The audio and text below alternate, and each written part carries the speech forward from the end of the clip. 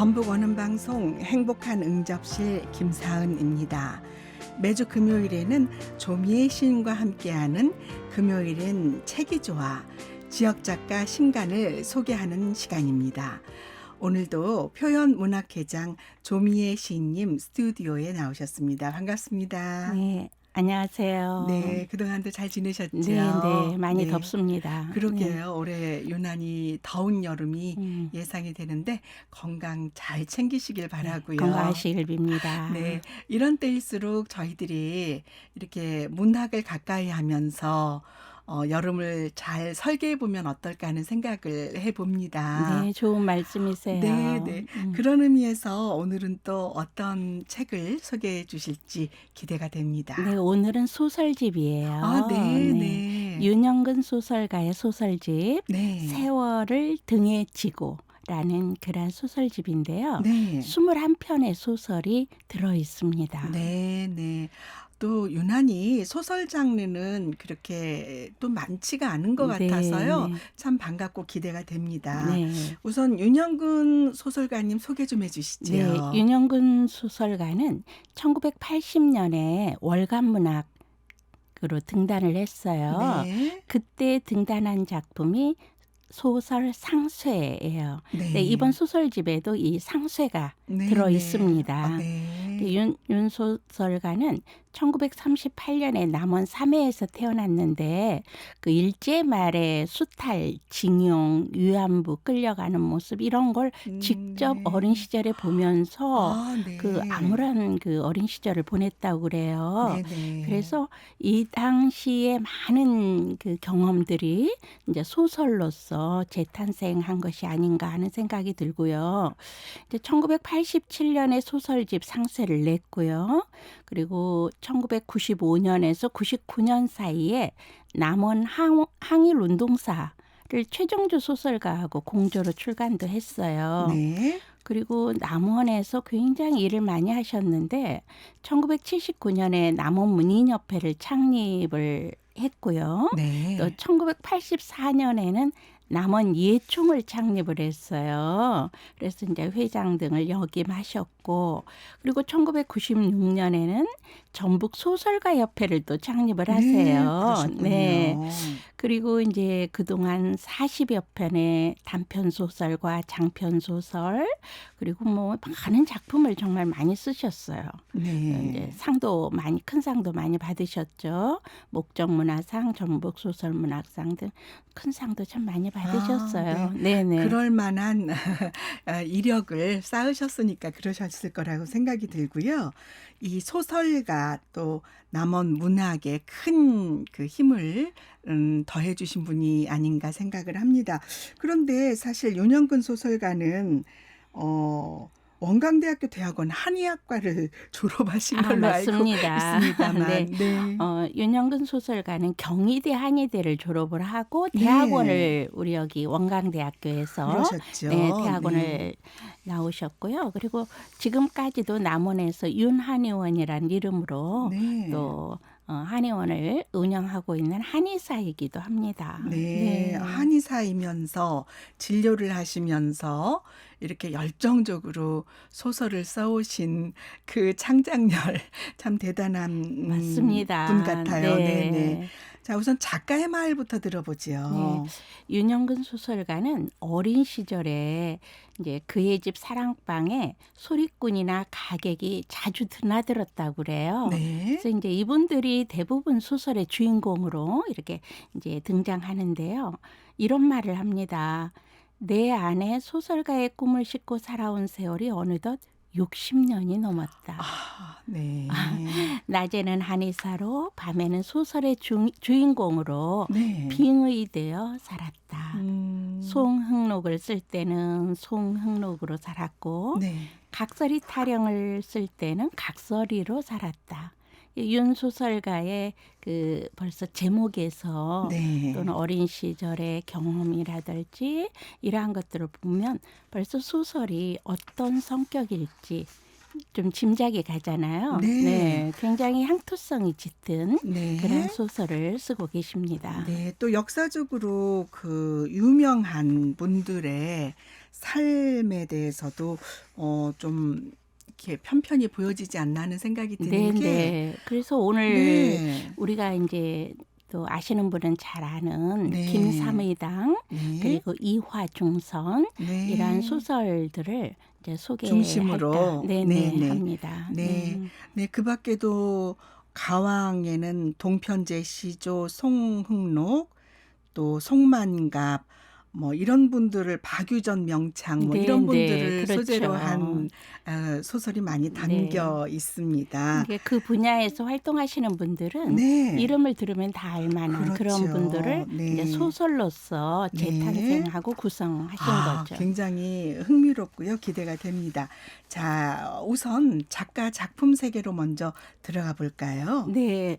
그 윤영근 소설가가 인제 처음에 등단했던 작품이 네. 상쇄라는 작품이에요. 네. 근데 이 상쇄는 보통 그 인제 풍물 농악을 칠 때 네. 인제 농악이라는 말이 인제 일제에 의해서 붙여진 이름이라고 그래서 안 쓰는 경우도 있지만 그냥 많이들 또 농악이라고도 하죠. 네. 근데 그때 꽹과리 네. 쇠를 치는 사람을 상쇄라고 하잖아요. 네. 그 근데 전체적으로 운영을 하고 리드하고 통솔하는 맞습니다. 그런 네. 좌장의 역할을 하는 그렇죠. 네. 분이신 걸로 근데 알고 인제 있습니다. 네. 상쇄한 사람 덕암이라고 하는 네. 상쇄의 이야기를 인제 음. 그 소설로 쓴 내용이에요. 네. 소설은 이렇게 시작합니다. 네. 덕암 씨는 황새골이 내려다 보이는 산마루에서 걸음을 멈추었다. 늦가을 짧은 해가 서산으로 넘어가 버리자 불그레한 빛의 여운만이 강물 속에서 마지막 숨을 핥아개는 듯 안타깝다. 마을의 굴뚝을 벗어난 연기가 황새골의 산자락을 휘감은 채 느릿느릿 기어 올라간다.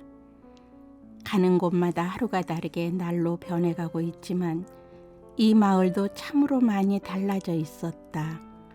덕암 씨가 마을을 떠난 30년 전에 비하면 옛 모습들은 전혀 찾아볼 수 없는 천양지차로 변해 있었다. 지금 이 소설이 이렇게 시작하는 걸로 보아서 덕암이라고 하는 이 주인공, 네. 상쇄였던 이 네. 주인공이 30년 만에 다시 고향을 찾아와서 고향 마을을 내려다보는 걸로 이렇게 소설을 시작을 해요. 네. 그런데 이제 이 소설에서는 어린 시절의 그 일제하에서 이제 그 이 마을 굿을 어떻게 했던가 네네네. 그러면서 아버지 뒤를 이어서 정말 이 쇠를 잘 치는 네. 덕암이의 모습 이런 모습들이 나타나요. 그런데 이제 도중에 네. 덕암 씨가 고향을 떠나게 되는 일이 발생하거든요. 네. 12쪽을 한번 김 PD님 한번 봐주시겠어요? 네. 마을을 떠나서 떠나 살고 난 후에 이제 덕암 씨가 다시 고향 소식을 듣는 부분이 나타나거든요. 네. 그 부분을 한번 읽어주시면 좋겠습니다. 네. 그 아랫부분입니다. 네. 네. 덕암 씨가 고향 황새골 소식을 듣게 된 것은 전혀 우연이었다. 호생원에는 약방이 하나 있었는데 바깥 세상까지 알려진 약방이었다. 어떻게 소문을 들었는지 황새골 사람 하나가 약을 지러 왔다가 덕암 씨와 마주친 것이었다. 그 사람을 통하여 덕암 씨는 자신이 두고 온 딸 서운이의 소식을 듣게 되었다. 이 옛날 덕암 씨가 살던 집에서 남편을 맞아들여 아들, 딸 낳고 산다고 했다. 가난은 하지만 성실하고 부덕스럽게 살고 있단다. 그 얘기를 듣고부터 덕암 씨는 돈이 모아지는 대로 딸 서운이 앞으로 송금했다. 그제야 덕암 씨는 사는 보람을 느꼈다. 할멈도 그것을 흐뭇하게 생각하는 눈치였다. 네. 지금 이 부분에 보면 호생원이 나오잖아요. 네. 덕암씨가 지금 살고 있는 곳이 호생원인 거예요. 근데 네. 호생원은 이제 음. 나병 환자, 이제 이 아. 소설에서는 문둥이라는 표현을 네. 그대로 쓰고 그 당시의 있는데, 표현이죠. 네네. 이 나병 환자들이 모여 음. 사는 곳이에요. 네. 그러니까 음. 덕암이라고 하는 이 주인공이 나중에 나병에 걸려서 네. 결국은 고향을 떠나게 되었고, 아하. 여기 할멈이 나오죠. 네. 고향을 떠나서 호생원에서 이제 누군가 새로운 어느 여성을 만나서 가정을 일구면서 늙어가고 있다는 그런 네. 모습이 그려지고 있는 거예요. 네. 그렇군요. 그런데 이 덕암 씨가 그 다음 부분을 보면 이런 표현이 나와요. 꽹가리만 보자기에 쌓아 가슴에 아는 덕암 씨는 캄캄한 밤중에 호생원을 나왔다. 어쩜 호생원으로 돌아오지 않을 것이라는 예감이 들었다. 200여리를 걸어 3일 동안 걸어서 이곳 산마루에 도착한 덕암 씨였다. 이건 지금 네. 다시 앞부분, 맨 처음 부분하고 그렇군요. 연결되잖아요. 네네. 그러니까 꽹가리, 이게 네. 쇠, 네. 상쇠라고 했잖아요. 덕암 씨가 네. 쇠를 이때까지도 가슴에 품고 있었다는 것을 네. 이제 알 수가 있고, 네. 그리고 왠지 왜 고향으로 갈까? 음. 아, 그 딸, 아까 딸의 이름이 나왔어요. 네. 서운이. 서운이라는. 네. 옛날에는 그 뭐라 그럴까, 서운하다 이런 생각나죠. 그게 네. 아들을 낳지 않고 딸을 낳았을 때 섭섭이라든지 뭐 네. 서운이라든지 이런 네. 이름들을 가졌던 기억이 나요. 문득 그 네. 생각이 나더라고요. 음. 근데 과거에 고향에서 덕암 씨가 결혼을 했고, 결혼을 한 과정에서 서운이라는 딸 하나를 낳았어요. 그리고 네. 살다가 이제 나병에 걸렸고, 그 음. 처음에는 숨기고 살았는데 나중에는 이 나병이 이제 발각이 되는 거죠. 눈썹이 없어지니까 발각이 네네. 돼요. 그래서 결국은 음. 마을에서 쫓기듯이 마을을 떠나왔다는 그런 내용입니다. 그리고 이제 이 중간중간에 다시 이제 덕암 씨가 어릴 적에 어떻게 이 꽹과리를 잘 배우게 되었는가. 네. 그리고 이제 전국의 그 남사당패, 아버지가 남사당패였어요. 네. 그래서 이제 아버지를 따라서 전국을 돌아다니면서 꽹과리를 배운 그런 이야기들이 소개가 되고 있고요.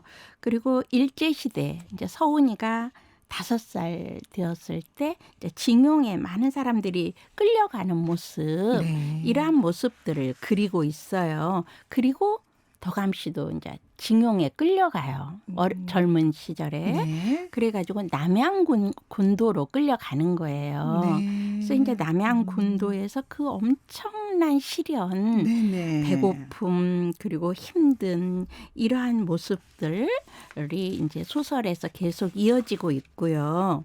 그러다가 떡바우가 군도에서 풀려나와 황새골 고향으로 돌아왔을 때는 반곱사등이었다. 이거 아하. 얼마나 많이 고생을 고생을 했으며. 하고 맞고 네. 힘들었으면 이제 네네. 허리가 굽었다는 거잖아요. 그렇죠. 그리고 오른쪽 손가락 4개도 자유스럽게 굽신하기가 어려울 정도로 음. 거의 정말 이제 온몸이 다 상한 그런 상태예요. 네. 그럼에도 불구하고 그 손가락으로 덕암 씨는 다시 네. 이제 쇠를 치는 거죠. 그렇죠. 저도 그게 음. 걱정이었어요. '아 손가락이 4 개나 없는데 어떻게 잡을 수 네, 있을까?' 맞습니다. 이게 덕암, 이제 이 음. 소설에서는 떡바우 이렇게 네네. 하거든요. 그렇죠. 같은 네. 이름이에요. 네, 이런 거 볼 수 있고요. 그런데 네. 이제 나중에 어느 날 갑자기 세수를 하다가 눈썹에 감촉이 없어요. 아.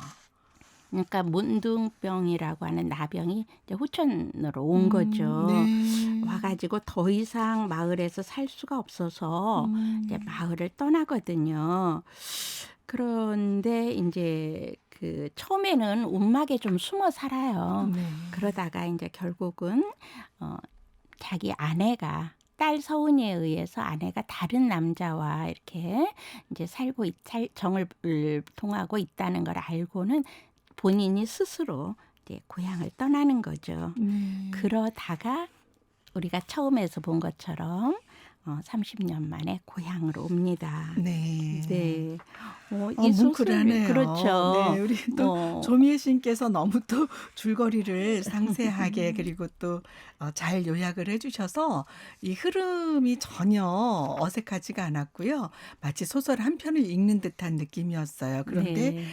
중요한 것은 이게 꼭 읽어봐야지 하는 네, 맞습니다. 그런 네, 마음이 들게 네. 합니다. 덕암 씨가 이제 죽기 네. 전에 소위 말해서 딸 서은이의 얼굴을 한번 음, 본 거죠. 그리고 사위도 얼굴을 한번 보고 네. 단 하룻밤도 묵지 않고 다시 떠나오는 네. 그러면서 이제 마지막에 이 꽹가리 소리 네, 농악대가 그렇죠. 이런 예, 소리를 눈에 들으면서 이 예, 소설이 이제 펼쳐지는 마무리가 됩니다. 네, 네. 음. 제 눈앞에도 그런 게 딱 펼쳐지는 것 같아요. 아, 어떤 네, 네. 두렁을 따라서 이렇게 뭐라고 그러죠? 만장도 휘날리고 상세를 필두로 그렇죠. 네, 막 이렇게 한 무더기 네. 이렇게 농악을 하면 치면서 가는 모습이 음. 눈에 선할 뿐더러 뭐 귀에도 들리는 것 같아요. 그 네, 새소리들이 맞아요. 사물놀이들이 네, 네. 대단합니다. 아주 음. 1980년에 지금 그 쓰신 소설. 월남문학 네, 그렇지요. 네. 신인상 그렇죠. 당선하면서 근데 지금 봐도 아주 너무 아주 섬세하고 네. 그 시절에 또 묘사도 아주 음. 훌륭하고 역사적으로도 참 윤영근 선생님의 소설은 역사적으로도 사료의 가치가 뛰어난 것 네. 같습니다. 소설이 아무리 픽션이라고 하지만 네. 소설을 읽으면서 네. 정말 우리의 살아있는 역사를 다시 되새겨보는 네. 그런 계기가 되는 것 네, 그 같습니다. 시대의 문화도 우리가 볼 수 있고요. 그렇죠. 정말 그 역사의 산 증인이시라는 네, 생각이 네. 듭니다. 맞습니다. 네, 네. 또 우리 윤영근 선생님께서는 네. 그 굉장히 이 자료를 수집하는 데 있어서도 방대한 양, 꼼꼼한 취재로 정평이 나 있으시잖아요. 네, 네. 네, 그래서 또 이렇게 나온 작품들이 걸출한데 음. 다음에는 어떤 작품을 좀 볼까요? 아, 네. 조선시대 그 여류문인 김삼의당 네, 이게 조선 후기의 그 남원 출신의 여류 시인으로 네, 정말 많은 뭐라 그럴까 조선의 여류 시인 중에서 가장 많은 한시를 남긴 네, 그런 분으로 알려져 있거든요. 네, 이게 김삼의당이 시가 보통 99편 네, 그리고 이제 문장이 19편 이렇게 해가지고 삼이당 김부인 유고라고 하는 책도 만들어졌어요. 네, 그래서 이 김삼이당을 그 소설로 쓰셨어요. 네, 그래서 윤영근 선생님의 김삼이당 소설을 한번 같이 보실까 싶습니다. 네. 이 소설을 보면 그 삼이당이 이제 그 소설책의 128쪽을 한번 봐주시겠어요? 네. 김삼이당이 네네. 1786년 18살 때 네, 같은 날, 같은 해, 같은 달 그러니까 같은 해, 같은 달, 같은 날 네. 태어난 하립하고 결혼을 하거든요. 이게 네네. 역사적으로 그렇죠. 있는 내용이에요. 네, 네. 그런데 그 하립하고 결혼했을 때 그 신혼집의 풍경을 쓰셨는데 네, 제가 앞부분을 그리고 우리 네, 김 PD님이 뒷부분을 좀 네. 한번 조금 같이 네, 한번 그래 볼까요? 읽어보겠습니다. 네. 네. 하립이 마련한 신혼집은 뒷곁에 대나무 밭이 있고 대나무 숲 뒤로 노성 몇 그루가 서 있는 뒷산 자락 끝이었다. 멀리서 보면 한 폭의 그림처럼 아름다웠지만 집은 방 두 칸에 부엌 한 칸뿐인 작은 초가였으며 마당 또한 좁았다. 하립은 그 좁은 마당의 담벼락을 빙 둘러 화단을 만들어 모란이며 작약, 난초와 국화를 심어놓고 있었다. 시댁에서 인사를 마치고 신혼집으로 돌아와 단둘이 마당에 섰을 때 하립이 얼굴을 붉히며 말했다. 집은 누추하고 마당은 너무 좁아 미안하오. 평소 내가 소문으로만 들었던 부인의 성품을 짐작하여 꾸며 보았소만 약소하오. 이제 시작인걸요. 둘이 힘을 합치면 초가지붕을 고래등 같은 기와집으로 만들고 마당이 늘 못 넓히겠어요. 우리 두 사람은 태어난 날이 같은 해, 같은 달, 같은 날인 을축년 10월 13일이고 사는 곳이 같은 고을, 같은 마을인 남원의 서봉방입니다. 병오년 봄에 납해의례를 올리고 부부가 되었으니 하늘이 정하신 배필이며 고금에 드문 일입니다. 남편이 되었으면 마땅히 남편의 도리를 다해야 하고 아내가 되었으면 마땅히 아내의 도리를 다해야 할 것입니다. 한창 한낱 부창부수만이 부부의 도리는 아닐 것입니다. 이 글에 보면은 네. 이게 주제가 하립과 나오는 것 네, 같아요. 하립과 김삼이당의 이 네. 성품 네. 그리고 또 어떠한 모습이었는가 네, 벌써 부부 눈에 관계에 네, 대한 네. 명확한 그 어떤 근거가 되는 것 같아요. 맞습니다. 예, 그 다음 부분 네. 한번 봐주시겠어요? 네. 부인 말이 옳소. 자, 안으로 듭시다. 여기가 안방 겸 부인의 방이고 저기가 사랑방 겸 내 방이요. 하립이 삼이당을 방 안으로 안냈다. 문을 열고 들어서자마자 삼이당의 눈에 제일 먼저 들어온 것이 벽에 걸린 삼이당이라고 쓰인 편액이었다. 편액 밑에는 연려, 정경부인, 효부, 충신들에 관한 책이 가득 쌓여 있었다. 당호인 삼이당과 책이며 벽에 걸린 그림과 글씨를 보며 삼이당은 하립이 자신에게 무엇을 원하는가를 눈치챌 수 있었다. 그것은 집안의 화목과 남편에 대한 순종이었다. 하립이 말했다. 작은 방이지만 삼이당이라고 당호를 붙였어. 서방님은 저한테 너무 무거운 짐을 지우시는군요. 방 가운데 덩그러니 놓여있는 합한 술상을 바라보다 말고 삼이당이 웃으며 말했다. 눈치를 채셨소. 하기사 시경과 서경의 밝은 부인이 모를 리가 없겠지요.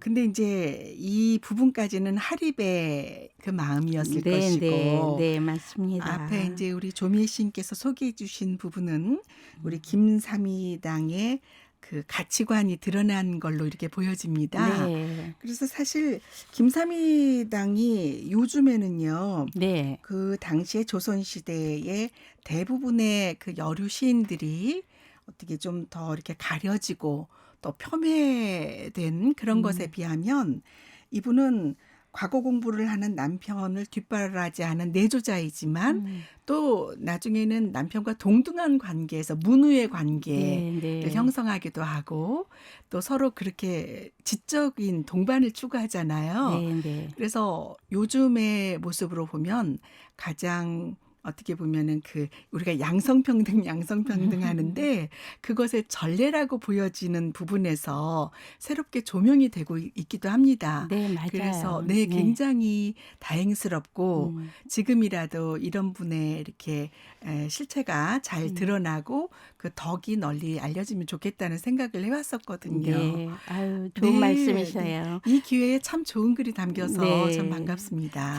이 소설에 보면 네. 삼이당의 글이 몇 편 소개를 하고 있거든요. 네. 한 장을 넘겨보면 이제 삼이당과 이 하립의 네, 그 네. 서로 화답시가 나와요. 맞아요. 네. 네, 네. 그래서 하립의 부분을 제가 한번 네. 먼저 보겠습니다. 하립이 이렇게 이제 읊는 거예요. 130쪽과 131쪽입니다. 네. 하립의 시입니다. 18살 신랑과 18살 새색시가 동방 화촉 밝히니 좋은 인연이네요. 같은 해 같은 달에 태어나 한 동네에서 살았으니 이 밤에 우리 만남 어찌 우연이겠어요. 네, 삼이당의 화답시 제가 네. 읊어드립니다. 부부의 만남에서 백성이 생겨나며 군자의 도리도 여기서 시작된다오.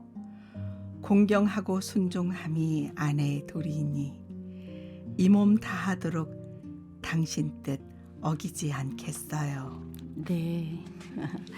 이 삼위당이 굉장히 이게 바느질도 잘하고 술을 잘 놓았다고 그래요. 네. 그래서 이제 그러한 부분들이 이제 이 소설에서 쭉 이어지고 있고요. 아, 네. 그 133쪽을 보면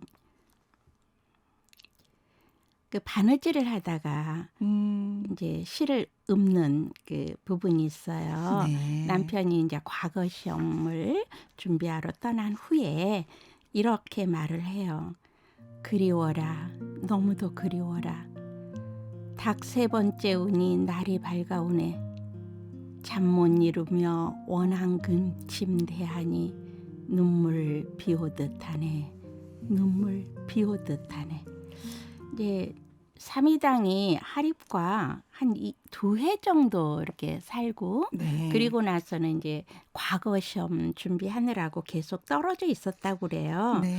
그렇지만 이제 과거에 나중에 실패하고 그 남원에서 진안으로 이제 네. 터를 터를 옮기는 옮기는 거예요. 거죠. 네네, 네. 터를 옮기는 거예요.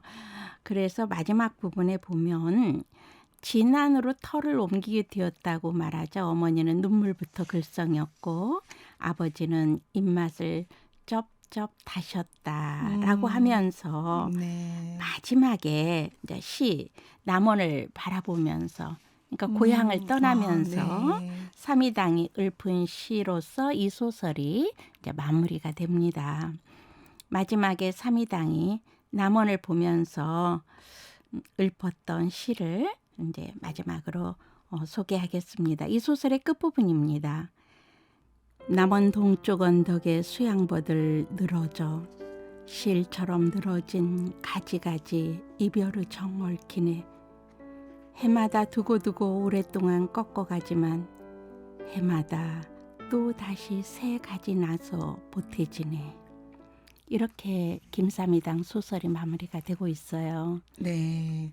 시도 좋고 또 그 시를 바탕으로 한 윤영근 작가님의 이 소설도 너무 좋습니다. 네. 지금 이렇게 편편히 다 인물과 역사 중심으로 이렇게 구성이 되어 있잖아요. 네네, 맞습니다. 정말 한 편 한 편 놓칠 수가 없을 것 같아요. 네, 소설 한 편을 읽으면서 네. 다시 우리 역사를 되돌아보는 네. 그런 시간이 될 것 같습니다. 네, 너무나 훌륭한 작가님을 오늘 만날 수 있었습니다.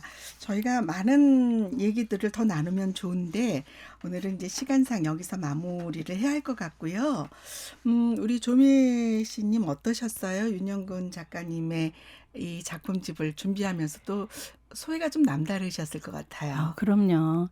특히나 이 그 문장 구성이나 네. 또는 이야기 소재 이러한 것들 굉장히 향토적이잖아요. 네. 우리가 자칫하면 현대의 이 바쁜 와중에 잃어버리기 쉬운 그러한 부분들을 놓치지 않고 다 잡아서 네. 소설로 또는 그런 사투리, 방언 네네. 이러한 것들을 담아서 맞습니다. 이렇게 그 언어로 구성을 한 것이 네. 매우 정말 의미 있고 뜻깊은 네. 그런 시간이었습니다. 네. 뭐 또 다른 작가님들의 말씀을 들으면 윤영근 소설가님이 굉장히 너그럽고 뭐 물질적으로도 많이 베푸시지만은 특히 문학적으로도 기여한 바가 크시다고 많이 존경의 네, 목소리를 보태는 거를 항상 듣고 있습니다. 네. 네, 오늘 윤영근 소설집 세월을 등에 지고 함께 들어봤습니다. 그런데 이정훈 문학평론가는 네. 이런 표현을 하셨더라고요. 그의 소설은 글로 쓰는 소리꾼의 소리요. 서민들과 동고동락하는 시대의 정신의 표현이라고 하셨는데 정말 적합하시다고 생각이 들고 저는 여기에 덧붙여서 사료로서도 정말 귀한 자료다. 네, 맞습니다. 또 그렇게 아까 생각합니다. 말씀을 미처 못 드렸네요. 이 네. 그 소설집의 표지, 네. 그림, 네. 글씨 이게 서화가 유영근 선생님의 네. 작품이에요. 네. 그래서 네. 아주 남원 그렇죠. 출신의 아주 네, 유명하신 맞습니다. 서화가시죠. 아, 그래서 또 의미가 있군요. 굉장히 아주 네. 의미가 있고 네. 더 정감이 있는 네. 그러한 책입니다. 네. 세월을 등에 지고 윤영근 소설집 행복한 응접실 김상은입니다. 오늘 조미애 씨과 함께하는 금요일엔 책이 좋아 지역 작가 신간 소개로 함께했습니다. 좋은 책도 소개해 주신 조미애 시인님 감사합니다. 네, 고맙습니다. 네, 표현문학회장 조미애 시인과 함께했습니다.